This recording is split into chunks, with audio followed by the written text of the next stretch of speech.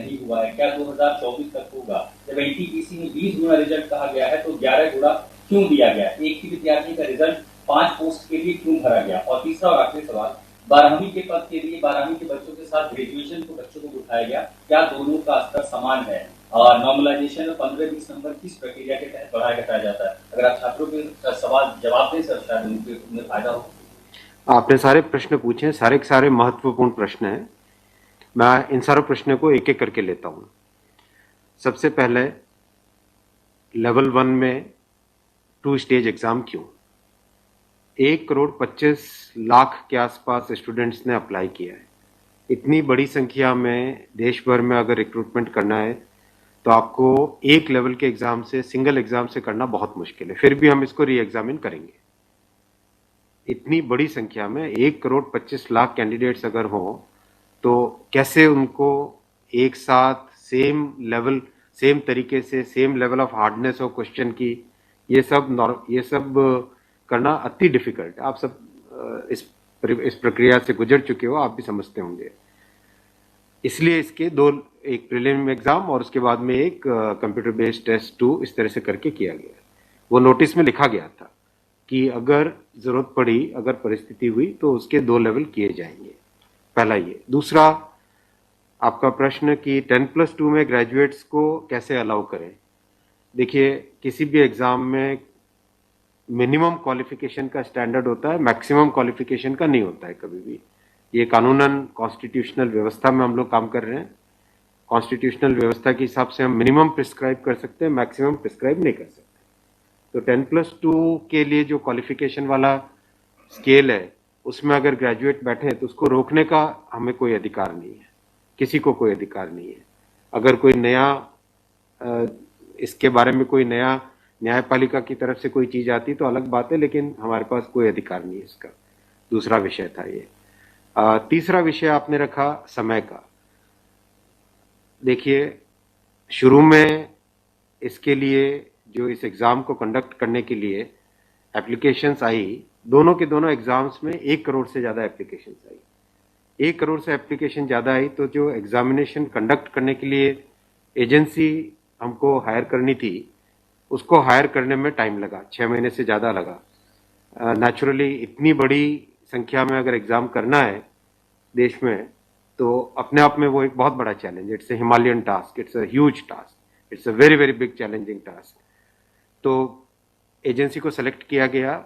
Select करते करते corona आ गया। कोरोना के फेज में देरी हुई, लेकिन फिर भी डिस्पाइट कोरोना तुरंत दिसंबर 2020 में एग्जाम की प्रोसेस चालू हुई। एग्जाम की प्रोसेस चालू हुई और despite second wave of corona फिर भी एग्जाम किया गया with all the precautions, all the safety things करके इसको लाए। जो दूसरा वाला ग्रुप बी का एग्जाम है, उसमें कैट में चले गए थे बच्चे, क्योंकि करीब 5 लाख के आसपास एप्लीकेशंस ऐसी थी जिसमें फोटोग्राफ प्रॉपरली मैच नहीं हो रहा था। तो नेचुरली अगर एप्लीकेशन में फोटोग्राफ मैच नहीं हो तो उसको आप एग्जाम में कैसे लोगे? तो वो विषय आया था। तो उस विषय के कारण लोग कैट में गए थे। एडमिनिस्ट्रेटिव ट्रिब्यूनल ने जैसे ही उसका समाधान किया, फैसला किया, उसके फैसले के तुरंत बाद में हम लोगों ने एग्जाम के प्रोसेस को आगे किया। कोई उसमें देरी नहीं की। और हमारा, देखिए, हमारी सरकार, प्रधानमंत्री श्री नरेंद्र मोदी जी का इंटेंट हमेशा है कि मैक्सिमाइज करना है रोजगार को।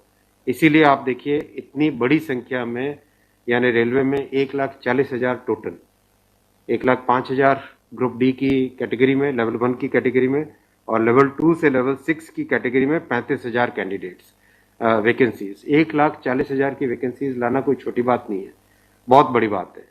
फिर आपका चौथा पॉइंट आप देखिए, ज्यादा से ज्यादा कैंडिडेट्स को फर्स्ट स्टेज से सेकंड स्टेज में जाने का मौका मिले, इसके लिए 2015 तक हमेशा प्रिलिमिनरी एग्जाम जो होता था, फर्स्ट स्टेज होता था, उससे 10 गुना लिए जाते थे, केवल 10 गुना लिए जाते थे। 2015 के बाद में पहले ही संख्या बढ़ा के 15 गुना कर दी गई, जिससे कि ज्यादा से ज्यादा कैंडिडेट्स को मेन एग्जाम के लिए जाने का मौका मिले। और 2019 में इस संख्या को 20 गुना किया गया, ताकि ज्यादा से ज्यादा लोगों को अवसर मिले। ज़्यादा से ज़्यादा लोग, क्योंकि फर्स्ट स्टेज जो प्रिलिमिनरी एग्ज़ाम इतना बड़ा नंबर है कि उस नंबर में हो सकता है कुछ बाय चांस उस दिन तबीयत ठीक नहीं हो, कोई दूसरा कारण हो, समय पे पहुंच नहीं पाए, कोई भी कारण से मिस कर गया, तो मैक्सिमम लोगों को हमें चांस देने का इंटेंट है। इसी इंटेंट के कारण 20 गुना किया गया।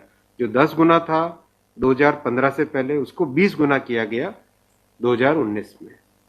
तो ये प्रो स्टूडेंट्स, प्रो कैंडिडेट्स वाली अप्रोच है हमारी, और हमारी इंटेंट एकदम नेक नियति से काम कर रहे हैं, सच्चाई से काम कर रहे हैं। देखिए, कोई भी कहीं भी एक भी जगह से कहीं कोई पेपर लीक होने की बात नहीं है, कहीं पे कोई एग्जाम के मैनिपुलेशन की बात नहीं है।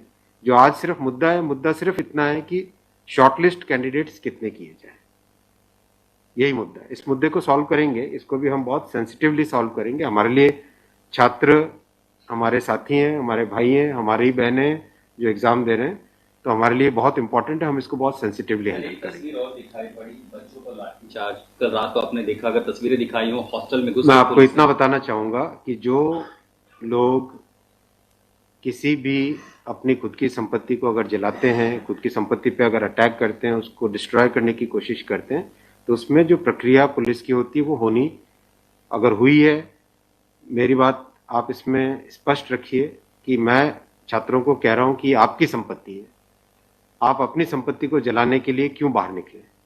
और हम आपकी बात को शुरू से सुन रहे हैं। जिस दिन आपने पहले ये पॉइंट रखा, उसी दिन हमने तुरंत इसका, जैसे ही दूसरे दिन ही मेरे नज़र में आ गई थी बात ये, और दूसरे दिन मैंने तुरंत सारा ये टेबल मंगवाया कि आप मुझे एग्जैक्ट बताओ हर एक लेवल पे क्या वैकेंसी है, और हर एक लेवल पे एग्जैक्ट, जैसे लेवल 2 पे 5663, उसकी जगह 1,13,000, कितने गुने? 20 गुने। लेवल 3 पे 4,940, उसके अगेंस्ट कितने शॉर्टलिस्टेड? 98,833, 20 गुने। तो जो नोटिस के अंदर प्रक्रिया एग्जैक्टली उसके हिसाब से किया है, हर एक पे, level 2, level 3, level 4, level 5, level 6, हर एक पे एग्जैक्टली 20 टाइम्स किया गया है। इश्यू वो नहीं, इश्यू डुप्लीकेट नहीं, इश्यू यूनिक वाली बात आ गई। अब वो मुद्दा उनका है, क्योंकि इसलिए मुद्दा आ रहा है कि जिन लोगों ने तैयारी कर ली है उनको लगता है कि हमें एक बार और चांस मिल जाए, इसीलिए हम इसको बहुत सेंसिटिवली हैंडल करेंगे।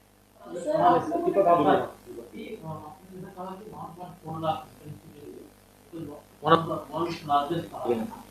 As of now, how many recruitment has happened, and by when all these things will be done? Because it was announced. यही तो रिक्रूटमेंट चल रहा है। देखो, इतना मैसिव, मैं आपको पूछूं कि वर्ल्ड का सबसे बड़ा एग्जाम कौन सा है? वर्ल्ड का अगर, या इंडिया का भी अगर बड़े एग्जाम्स देखें, तो बड़े एग्जाम्स में जेई बहुत बड़ा एग्जाम होता है, सिविल सर्विसेज बहुत बड़ा एग्जाम होता है, स्टाफ सिलेक्शन कमीशन का बहुत बड़ा एग्जाम। इन सब एग्जाम्स में एप्लीकेशंस की संख्या होती है 5 से 7 लाख, 8 लाख, 10 लाख। यहाँ 1 करोड़ एप्लीकेशंस हैं। आप ये तो देखिए ना कि कठिन कितना है। 1 करोड़ एप्लीकेशन, 1.25 करोड़ एप्लीकेशन, 1 करोड़ 25 लाख, 1 करोड़ 35 लाख, उसमें समय लगता है। But this is something government was aware in a country where there is so much of unemployment, when there will be vacancy like this, everyone will apply. इसीलिए तो टाइम तो इतना लगेगा ही। अगर आपको इस एग्जाम को ढंग से करना है, इतना टाइम लगेगा, चाहे कोई करे। और उसके बाद भी आज देखा कि गया से आगजनी की तस्वीरें आ रही हैं।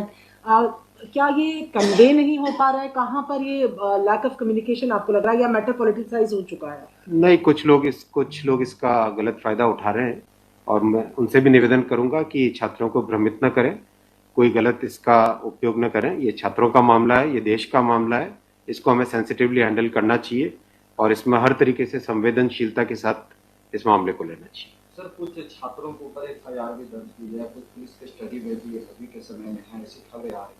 आप खबरों की जांच करिए। देखो, जो पुलिस की प्रक्रिया है वो अलग चीज है। मैं अभी, मुद्दा है जो, उस मुद्दे को कैसे सॉल्व करें उस पर सोचना चाहिए, हमें फॉरवर्ड लुकिंग होना पड़ेगा।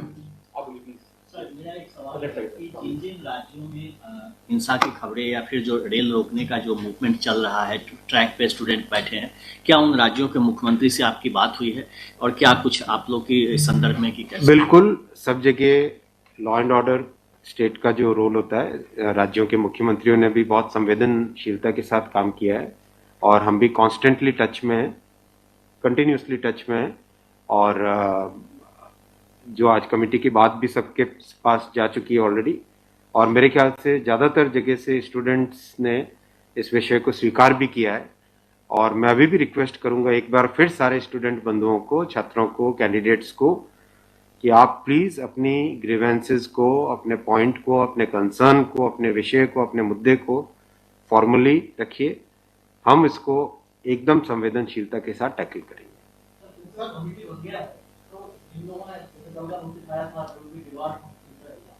Would that also be considered because they did not know that this is going to happen? नहीं, देखो, कमिटी एक बहुत ही सीनियर ऑफिसर्स की है और ये कमेटी हर चीज को, जितने भी मुद्दे इसमें आएंगे और हर एक मुद्दे को जल्दी से जल्दी, इसमें कमेटी का टाइम लिमिट भी दिया। कितना टाइम दिया हमने? टाइम लिमिट 4 मार्च तक। जो कमेटी की रिपोर्ट आने का क्या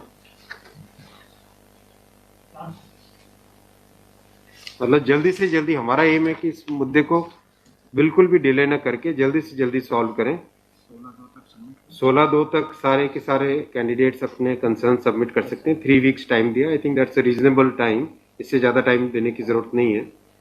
और कमिटी अपना सारे कंसर्न्स को एग्जामिन करके रिकमेंडेशंस देने का टाइम 4 मार्च दिया गया।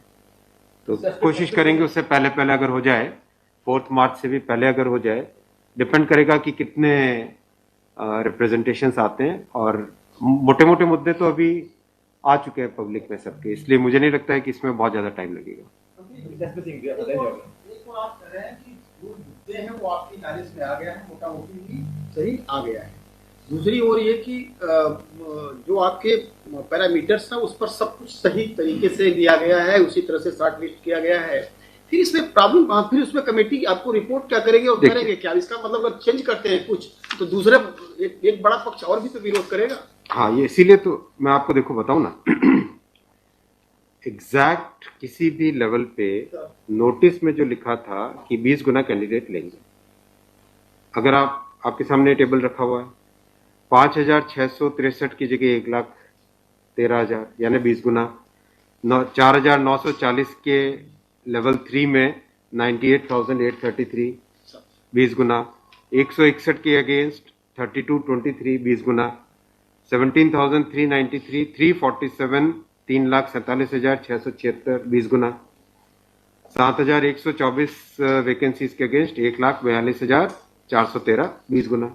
एग्जैक्ट 20 गुना है हर एक लेवल का। अब स्टूडेंट्स क्या कह रहे हैं कि जिन कैंडिडेट्स ने एक से ज्यादा लेवल में क्वालिफाई कर दिया है, राइट जी, उसके कारण सपोज मान लीजिए लेवल 3 में जो लेवल 5 का कैंडिडेट है वो भी क्वालिफाई हो गया है जी, तो वो लेवल 3 में कोई एक कैंडिडेट को जो क्वालिफाई नहीं हुआ है, उसे लगता है कि अगर उसको यूनिक के हिसाब से काउंट करते तो शायद उसको भी एक मौका मिल जाता मेन एग्जाम देने का।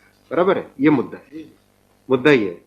अब जो नोटिस इनवाइटिंग एग्जाम है, एग्जाम का जो नोटिफिकेशन होता है उसकी एक सैंक्टिटी है, वो कोर्ट का मैटर है, वो लीगल मैटर हो जाता है। एग्जैक्टली उसके हिसाब से किया गया एग्जाम का, एग्जाम को उसी हिसाब से कंडक्ट किया गया, उसी हिसाब से शॉर्टलिस्टिंग की गई। अब जब ये मुद्दा आया है तो इस मुद्दे को सॉल्व करने के लिए कोई ना कोई तो तरीका निकालना पड़ेगा, राइट? तो आपका जो प्रश्न है, आपका प्रश्न वैलिड है कि क्यों है। आपके सामने डेटा सामने रखे हुए हैं, डेटा आप सबके सामने है, बिल्कुल एग्जैक्ट डेटा है कोई, और ये डेटा हमने पहले दिन ही दे दिया था। जो टर्म कंडीशंस ऑलरेडी जब पब्लिसाइज किया जाता है, कोई पोस्ट होती है तो उसके लिए टर्म कंडीशंस ऑलरेडी पहले से घोषित होता है, उसके आधार पर ही ये सब कुछ किया गया होगा। हाँ बिल्कुल। फिर एक कमेटी या आपको कुछ रास्ता आप नहीं दिख रहा है क्या? ये जो कमेटी रिपोर्ट देगी क्या उसके अगेंस्ट देगी जो आपके टर्म कंडीशंस पहले वाले थे? बात वही है ना कि आपकी बात तो फिर लोग कोर्ट जाएंगे। हाँ, बात वही होगा जो नहीं, अपने को तरीका ऐसा सॉल्व करना पड़ेगा, कोई तो ऐसा तरीका निकालना पड़ेगा जिससे कि जो लोग शॉर्टलिस्ट हुए हैं उनका भी करियर इफेक्ट ना हो, उनके प्रोस्पेक्ट्स भी कमजोर ना हो, और जो लोगों की ग्रीवेंस है उस ग्रीवेंस को तो एड्रेस करना पड़ेगा ना। छात्रों का मुद्दा है और लोगों ने अगर ग्रीवेंस रेज की है तो हमारी ड्यूटी है कि उसको हमें एड्रेस तो करना पड़ेगा ना। लेकिन आप देख रहे हैं आपके सामने ये टेबल है, एग्जैक्ट हर एक लेवल पे 20 टाइम्स है एग्जैक्ट, ये आप टेबल आप सब लोग देख लीजिए। और ये हमने जैसे ही शॉर्टलिस्टिंग हुई, कुछ लोगों ने मुद्दा उठाया, तुरंत मैंने आरआरबीज को क्लियर बोला था कि ये एग्जाम हमारी तरफ से एकदम ट्रांसपेरेंटली होना चाहिए और हर जगह एग्जैक्ट ये सब नंबर्स रखे गए। एक सवाल अगर आपको धन्यवाद। ठीक है, थैंक यू सो मच।